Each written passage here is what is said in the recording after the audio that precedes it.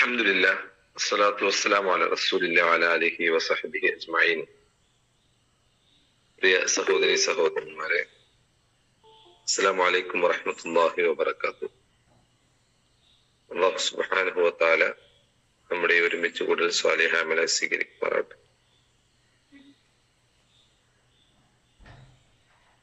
ഒരു സെക്കൻഡ്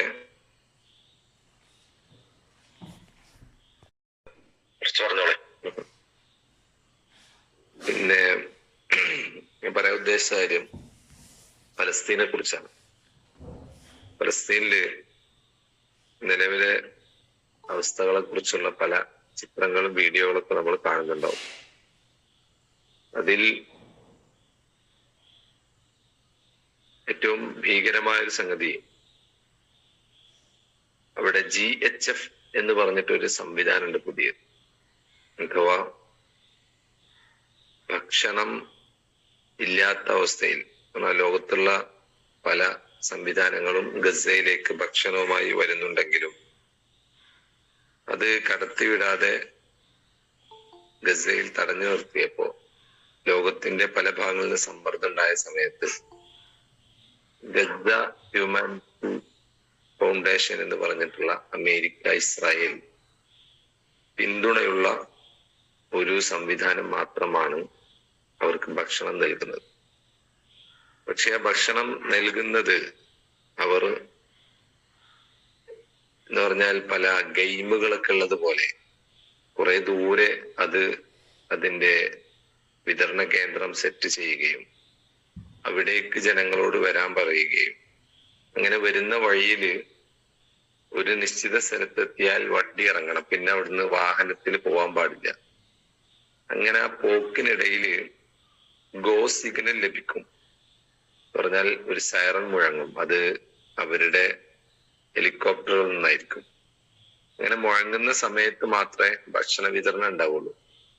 അങ്ങനെ ഈ 1.5 കിലോമീറ്റർ നടന്നു വേണം, മരുഭൂമി കൂടെ ചൂട് അനുഭവിച്ച് നടന്നു വേണം അവർക്ക് അവിടെ എത്താൻ. അങ്ങനെ എത്തുന്നതിനിടയില് യുദ്ധവിമാനങ്ങളോ അല്ലെങ്കിൽ സൈനിക ടാങ്കറുകളോ അല്ലെങ്കിൽ സൈനികരോ ഒക്കെ ആയിട്ട് വെടിവെക്കാം, ഷെല്ലാക്രമണം ഉണ്ടാവാം, ബോംബാക്രമണം ഉണ്ടാവാം, അതില് മരിച്ചു വീഴും. അങ്ങനെ അതൊക്കെയും അതിജയിച്ച് എത്തുന്നവർക്ക് മാത്രമാണ് ഭക്ഷണം വിതരണം കേന്ദ്രത്തിൽ എത്താൻ സാധിക്കും. അങ്ങനെ എത്തുമ്പോഴേക്ക് ചിലപ്പോ ആ തവണത്തെ ഭക്ഷണ വിതരണം കഴിഞ്ഞിട്ടുണ്ടാവും. പിന്നെ 24 മണിക്കൂറോ 12 മണിക്കൂറോ കഴിഞ്ഞാണ് അടുത്ത വിതരണമുള്ളത്. അങ്ങനെ അവർ അവിടെ തന്നെ കാത്തു നിൽക്കേണ്ടി വരും. ആളുകള് വിശന്ന് വലഞ്ഞ് ദിവസങ്ങളായി പട്ടിണി കിടന്ന് ജീവിക്കുന്ന ആളുകളാണ്. അവിടെ കശപിശ ഉണ്ടാവാം, തെക്കും തിരക്കും ഉണ്ടാവാം. അതിലേക്ക് കണ്ണീർ വാതകങ്ങളോ അല്ലെങ്കിൽ പെപ്പർ സ്പ്രേ പോലും അടിച്ച് അവരെ ചിലര് മരിക്കുന്നു. ഇങ്ങനെ അവർ ഭക്ഷണം തിരിച്ചു വരുമ്പോഴും ആയിരക്കണക്കിന് ആളുകൾ ഭക്ഷണത്തിന് വേണ്ടി ക്യൂ നിൽക്കായിരിക്കും, അല്ലെങ്കിൽ അങ്ങോട്ട് ധൃതിയിൽ പോവായിരിക്കും. അവിടെ ഒരു പക്ഷേ പിടിച്ചുപറി ഉണ്ടാവാം. കാരണം വർഷങ്ങളായി പിന്നെ മാസങ്ങളായി ഭക്ഷണം ലഭിക്കാതെ ഇത് ചുമന്ന് ഈ ഒരു കൂട്ടർ ചുമന്നു പോവുകയും ഒരു കൂട്ടര് ഭക്ഷണത്തിന് വേണ്ടി പോകുന്ന സമയത്ത് അല്ലാത്ത ആ ഒരു അവസ്ഥയെ കുറിച്ച് നിങ്ങൾ ആലോചിച്ച് നോക്കിയാൽ മതി. അതിനിടയില് വധിക്കപ്പെടുന്നു, ഷെല്ലാക്രമണം ഉണ്ടാവുന്നു.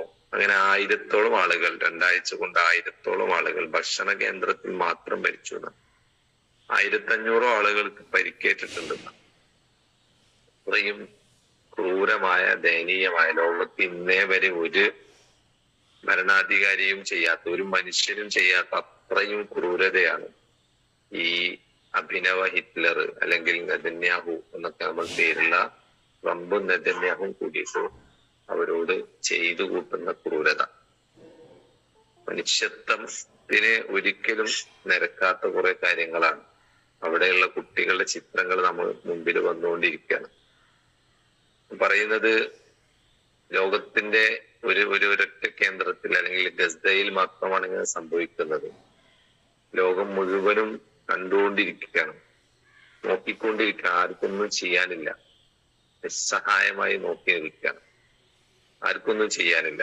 യഥാർത്ഥത്തില് ലോകത്തെ കുറിച്ചുള്ള, ഇസ്ലാമിക സമൂഹത്തെ കുറിച്ചുള്ള അവസ്ഥയൊക്കെ നമുക്ക് ആലോചിച്ചാല് ഒരു ഇസ്ലാമിക സമൂഹം അതിൻ്റെതായ ഉത്തരവാദിത്തങ്ങൾ നിർവഹിക്കുന്നില്ലെങ്കിൽ ഫിത്നത്തുൻ ഫിൽ അർളി വഫസാദുൻ, ലോകത്തിൽ കുഴപ്പങ്ങൾ ഉണ്ടാവും, ഫസാദും ഉണ്ടാവും, ഫിത്തനകളൊക്കെ ഉണ്ടാവും എന്നാണ് അള്ളാഹു സൂചിപ്പിക്കുന്നത്. ശത്രുക്കൾ പരസ്പരം ഔലിയാക്കളാണ്. നിങ്ങൾ അതുപോലെ പരസ്പരം ഔലിയാക്കളായി നിങ്ങളുടെ ഉത്തരവാദിത്തങ്ങൾ നിർവഹിച്ചില്ലെങ്കിൽ ലോകത്ത് ഇതുപോലെ വലിയ കുഴപ്പങ്ങൾ ഉണ്ടാവുമെന്ന് ഖുർആൻ നമ്മെ പഠിപ്പിക്കുന്നുണ്ട്.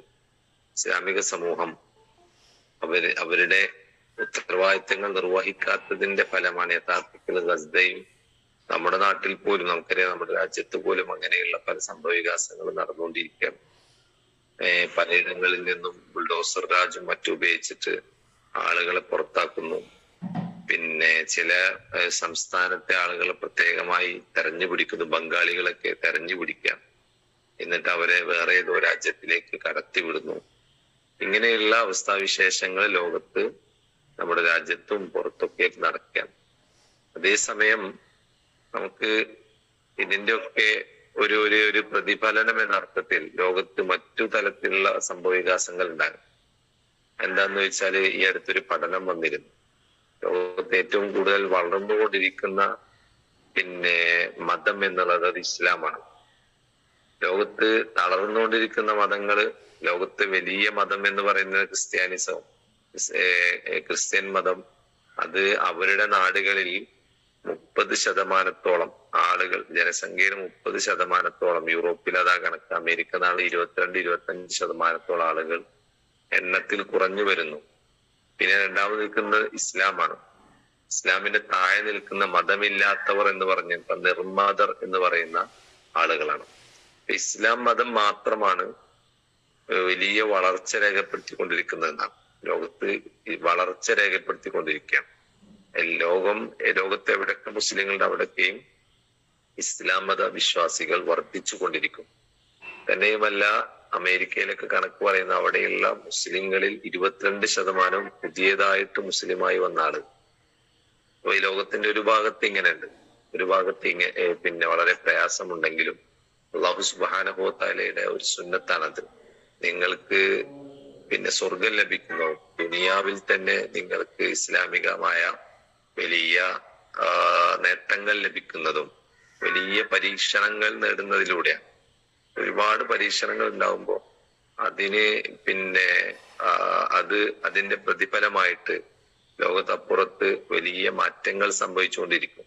ഇസ്ലാമിനെ കുറിച്ച് ഇസ്ലാമോഫോബിയയും അതുപോലെ തന്നെ വെറുപ്പുമൊക്കെ ഒരു ഭാഗത്ത് നടക്കുന്ന സമയത്ത് തന്നെ ഇതിനെക്കുറിച്ച് പഠിക്കാനും അതിനെ സ്വീകരിക്കാനൊക്കെ ലോകത്ത് ആളുകളുണ്ട് എന്നാണ് നമ്മൾ മനസ്സിലാക്കേണ്ടത്. അപ്പൊ നമ്മുടെ ഉത്തരവാദിത്വം എന്ന് പറയുന്നത്, ഒന്ന് ഇങ്ങനെയുള്ള അനീതികൾക്കെതിരെ വലിയ ഒച്ചയുള്ള ശബ്ദത്തിൽ പ്രതികരിക്കുകയും അതോടൊപ്പം തന്നെ നമ്മൾ നമ്മുടേതായ വ്യക്തിപരമായും സാമൂഹികവുമായ ദഅവത്ത് എന്ന് പറയുന്ന, അല്ലെങ്കിൽ മറ്റുള്ളവരിലേക്ക് ഇസ്ലാമിന്റെ സന്ദേശം എത്തിക്കുക എന്ന് പറയുന്ന വലിയ ഉത്തരവാദിത്തങ്ങൾ നിർവഹിക്കുകയും ചെയ്യുമ്പോഴാണ് ലോകത്തിന് അതല്ലെങ്കിൽ ലോകത്ത് ഇങ്ങനെ ഇസ്ലാമിക സമൂഹം പീഡനങ്ങൾ അനുഭവിക്കുന്നതിന് അല്ലെങ്കിൽ പരീക്ഷണങ്ങള് ഇതിലൂടെ കടന്നു പോകുന്നതിനൊക്കെയും റിസൾട്ട് ഉണ്ടാവുകയുള്ളൂ എന്ന് നമ്മൾ മനസ്സിലാക്കേണ്ടത്. നമ്മൾ വ്യക്തിപരമായ ഉത്തരവാദിത്തങ്ങൾ നമ്മുടെ ചുറ്റും, നമ്മുടെ അയൽവത്തും, നമ്മുടെ കൂട്ടത്തിലുമുള്ള ആളുകൾക്ക് നമുക്ക് ഇസ്ലാമിനെ പറഞ്ഞു കൊടുക്കാൻ സാധിക്കണം. അതോടൊപ്പം തന്നെ ഇസ്ലാമിനെ കാണിച്ചു കൊടുക്കാൻ സാധിക്കണം. അത് സോഷ്യൽ മീഡിയയിലൂടെയും നാവിലൂടെയും നമ്മുടെ ജീവിതത്തിലൂടെ ഒക്കെ നമ്മൾ ആ ഉത്തരവാദിത്തങ്ങൾ നിർവഹിക്കുമ്പോൾ മാത്രമേ യഥാർത്ഥത്തിൽ ഇസ്ലാമിക വിജയം വരിക്കാൻ സാധിക്കുകയുള്ളൂ. അപ്പൊ ആ ഒരു ഉദ്ദേശം നമ്മുടെ മനസ്സിൽ, ആ ഒരു നിയത്ത് നമ്മുടെ മനസ്സിലെപ്പോഴും ഉണ്ടാവണം. അതിനനുസരിച്ച് ജീവിതത്തെ ചിട്ടപ്പെടുത്തണം. തമ്പുരാൻ നമ്മെ അനുഗ്രഹിക്കുമാറാവട്ടെ. വാഹിറു ദഅ്വാനാ അൽഹംദുലില്ലാഹി റബ്ബിൽ ആലമീൻ. അസ്സലാമു അലൈക്കും. وعليكم السلام ورحمة الله وبركاته. شكرا سبحانك اللهم وبحمدك أشهد أن لا إله إلا أنت أستغفرك وأتوب إليك.